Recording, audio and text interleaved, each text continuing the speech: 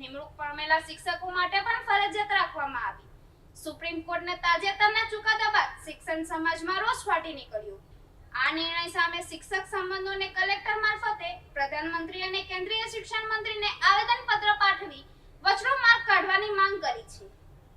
ભારતની એનસીટીઈ દ્વારા 23 ઓગસ્ટ 2010 થી શિક્ષક પાત્રતા પરીક્ષા ટેટને સરકારી પ્રાથમિક શિક્ષકો માટે લઘુત્તમ લાયકાત તરીકે જાહેર કરવામાં આવી હતી, જેથી 23 ઓગસ્ટ 2010 પૂર્વે નિયુક્તિ પામેલા શિક્ષકો માટે પણ ટેટ પરીક્ષા ફરજિયાત કરવામાં આવતા જૂના શિક્ષકોમાં રોષ વ્યાપ્યો હતો।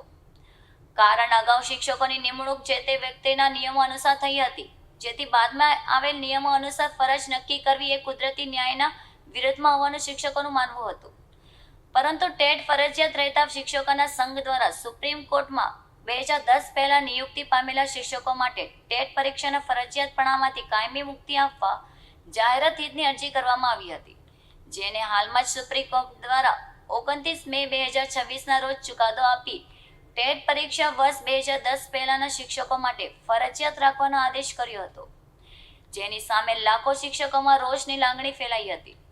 ત્યારે આજે જિલ્લા સ્તરે જિલ્લા કલેક્ટરના માધ્યમથી દેશના પ્રધાનમંત્રી અને કેન્દ્રીય શિક્ષણ મંત્રીને આવેદનપત્ર પાઠવવામાં આવ્યું હતું, જેમાં સુપ્રીમ કોર્ટના ચુકાદા સામે શિક્ષકો નથી પણ શિક્ષકોની ગરિમાનું સન્માન થવું જોઈએ, જેથી પ્રધાનમંત્રી અને શિક્ષણ મંત્રી ક્યાં તો તે સંસદના કોઈ અધ્યક્ષ લાવે અથવા કોઈ વચલો રસ્તો કરી આપે એવી માંગણી કરી હતી।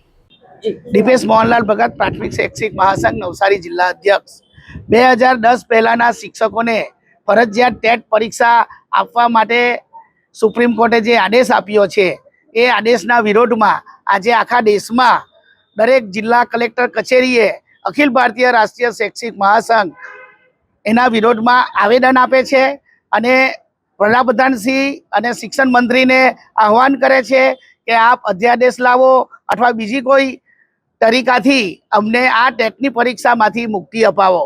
જ્યારે 2010 પહેલાં શિક્ષકો નોકરીમાં જોઈન્ટ થયેલા ત્યારે આવી કોઈ પરીક્ષાનું એમને અનુમોદન આપેલું ન હતું અને જે કંઈ પેપર્સ હતા ડિગ્રીના એ આપેલા હતા, પ્રોફેશનલ ડિગ્રીના પેપર્સ પણ આપેલા હતા, તો પછી પાછળથી એમના પર આ પરીક્ષાનો એ થોપી દેવો એ નિરર્થક છે અને એ શિક્ષક સમાજનું અપમાન છે। તો એના વિરોધમાં આજે અમે કલેક્ટરશ્રીને આવેદનપત્ર આપીએ છીએ અને અમને આ પરીક્ષામાંથી મુક્તિ અપાવો એવું વડાપ્રધાનશ્રીને આહવાન કરીએ છીએ। આવનાર સમયમાં અમે રાજ્યમાં અને દેશમાં આપણે રામલીલા મેદાન પર પણ મોટી સંખ્યામાં શિક્ષકો ભેગા થઈને ઉપવાસ આંદોલન અને ધરણા કરવા જઈ રહ્યા છે।